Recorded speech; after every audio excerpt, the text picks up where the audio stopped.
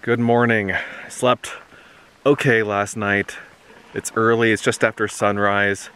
It's a beautiful morning, beautiful view from out here in the desert in eastern Nevada.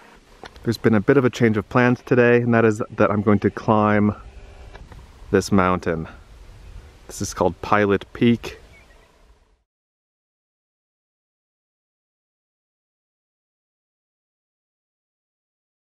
Yeah, it's gonna be much more windy on that mountain tomorrow than today. It'll still be windy today, but I'd rather do it today than tomorrow. Today, it'll be 20-mile-per-hour winds. Tomorrow, 35-mile-per-hour winds. And then getting toward 45 miles per hour in the evening tomorrow. So I think it's better to do it today. So let's get this show on the road. Let's head over there.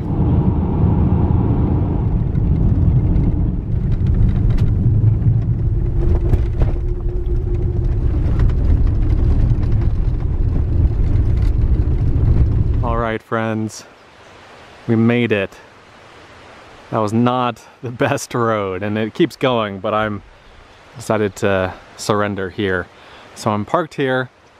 The mountain is up this way. You can see a little bit, I don't know if you can see it in the camera, but there's a little bit of snow up there. That's the peak.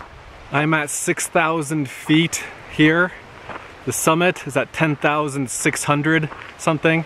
So I have 4,600 vertical feet of elevation gain ahead of me. As far as horizontal distance goes, it's about 3 miles.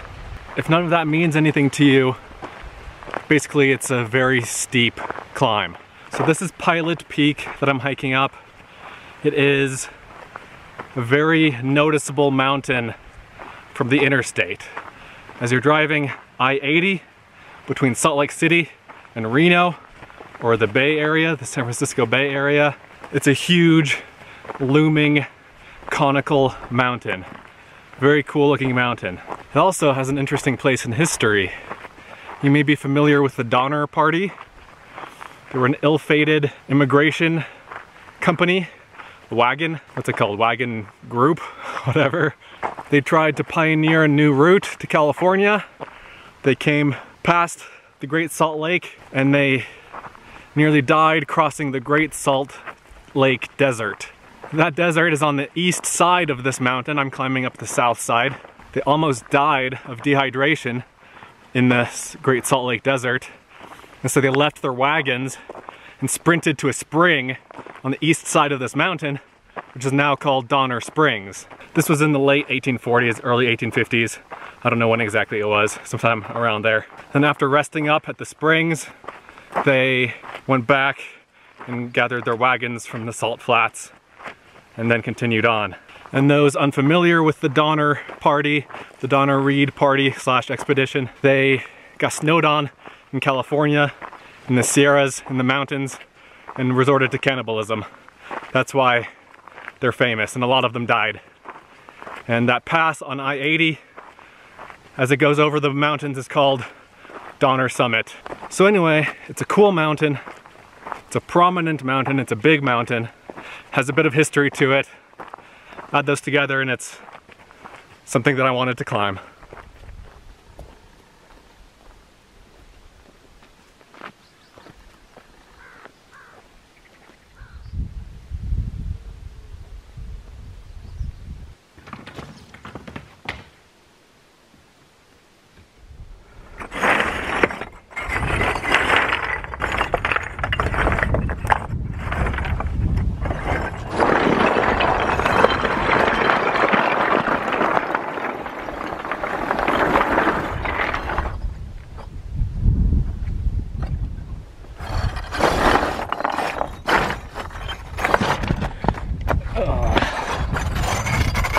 Well, it's been about an hour since I started. I've gone about 1,200 vertical feet. It's warm. Well, it's hot. Not as bad as it could be. This would be murder in summer. I was following a road and then a trail, kind of a trail in the bottom of the canyon there. But ever since leaving the bottom of the canyon, there's no trail at all. I've just been going basically straight up the mountainside. A lot of scrambling, a lot of loose rock. Not the most pleasant way to ascend a mountain, but got no complaints. It's a beautiful place. Here's looking out at the desert below me. Just a whole lot of nothing.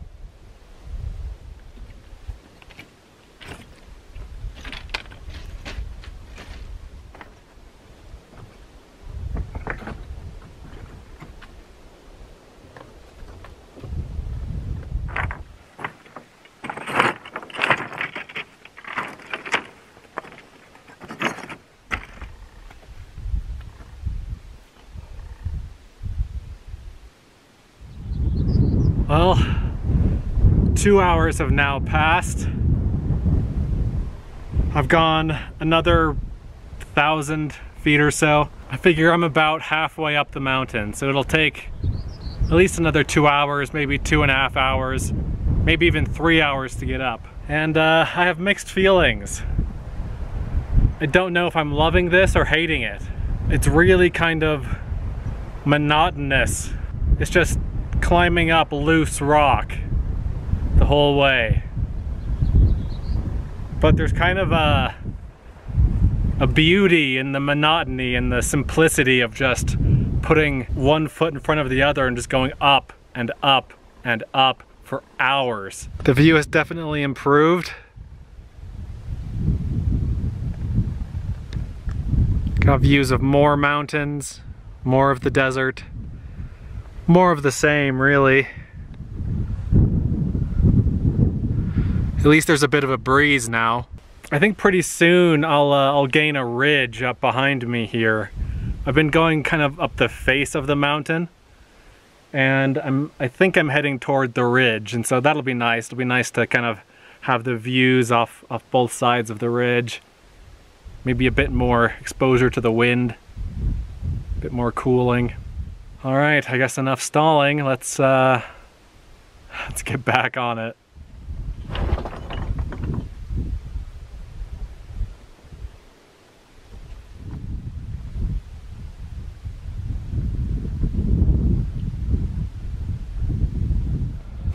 Just made it to the ridge. Got my first good look at the summit area. I don't know if that one on the right is actually the summit, but it's somewhere in that direction.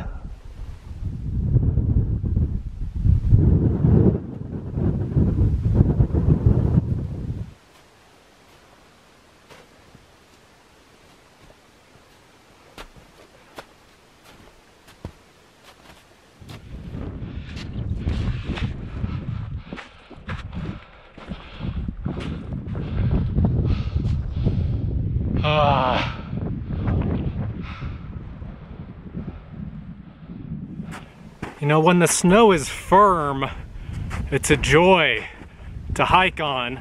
Ugh.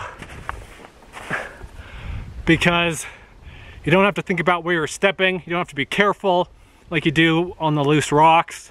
But when it's soft, it's just a nightmare to walk through. The snow up here is a mixture of firm and soft. Most of the time, I can get a good step in and not sink down too far. But then other times, I sink down to my hips.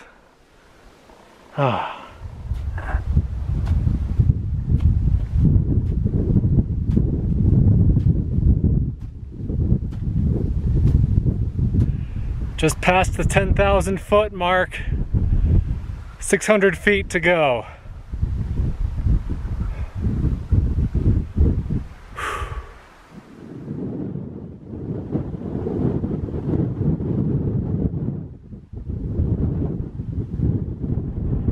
Four hours in, still climbing.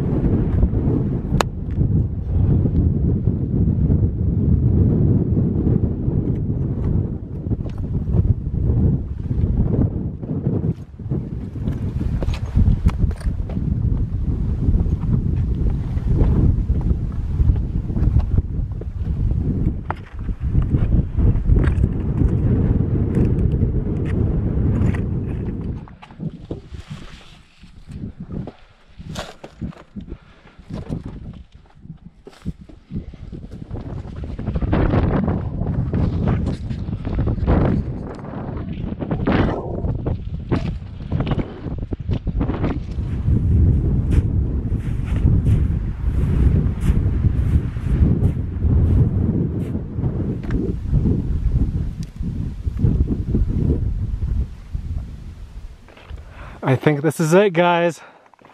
This is the top. Yes. Here's the view looking out to the north, to the continuation of this mountain range. This is looking to the east. These are the Bonneville Salt Flats out here in the Great Salt Lake Desert. The desert extends all the way to the south.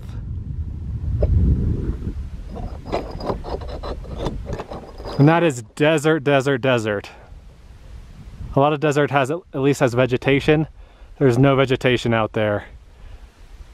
It is just flat emptiness. And that was all back in Utah. Everything from like here over is all Utah. But I'm in Nevada, so all of this is Nevada. These are the Ruby Mountains. I've never been out there, but it's supposed to be a really beautiful mountain range. I think they call them the Alps of Nevada. And then we're back looking north. I'm signing the summit register here, and I'm the second person to climb this mountain this year. The first one in like 5 months. It hasn't been climbed in 5 months. The distance from the trailhead to here is 3.33 miles, which is nothing. You know, I mean, 3 miles. If that were on level ground, I could walk that in an hour. But here's the killer. Ascent, 4,812 vertical feet. That's like walking up the stairwell of a 480-story building.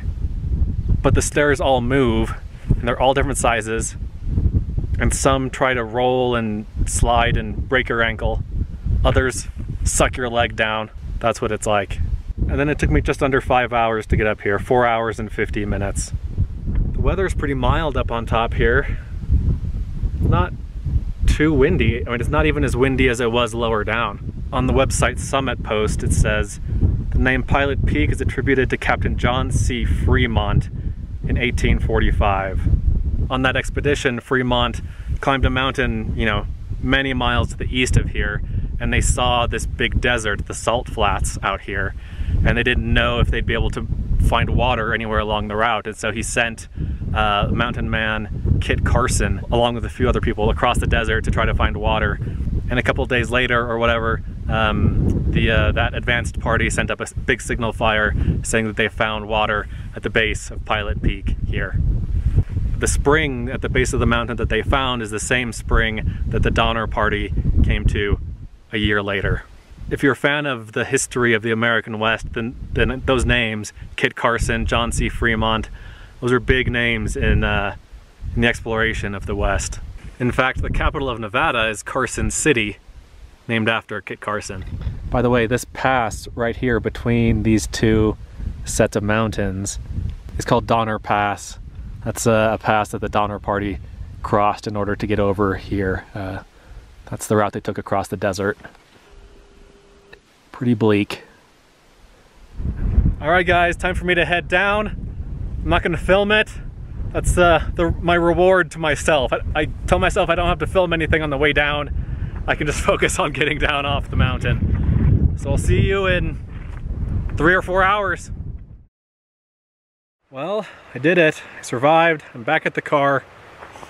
Took 3 hours, 20 minutes to get back, so about 8.5 hours round trip. That might be the most grueling and miserable mountain climb I've ever done. Not the longest, not the hardest, but just like as far as the quality of the movement upward, if that makes sense. It was just not great. But at the same time, I'm absolutely glad I did it. It was worth doing for me, but boy, that was something. I moved my car from where it was before. This is where I parked it before I started hiking, over by the trees, but it was pretty buggy, so I didn't want to camp there. So I just moved it up this little incline. I'm gonna camp here. Fewer bugs and better views, to be honest. and it's more level. All in all, just a better spot to camp. Great views of the mountain. I don't know what this is, some old building. I think this is called Miners Canyon. And so I assume that in the past there was a mining operation, or there were mining operations of some sort, so it could be some building related to that. Then looking back out of the canyon, we've got the desert. I don't know if you can hear it, but there's a creek running over here. There's a spring back in the canyon. So there's a creek running, and then out here it's just dry, dry, dry. All told, I feel good. I feel actually better than I would expect after doing something like that. But I'm feeling lazy, so I'm not going to cook anything. I'm just going to have like peanut butter sandwiches or something. Just need to refuel a little bit. Don't care really what goes in. I just want to not be hungry, so I'm gonna take care of that. Hope you enjoyed the video. Let me know what your favorite part was. Let me know if you have any questions. I'll see you in the next video. Thanks for watching.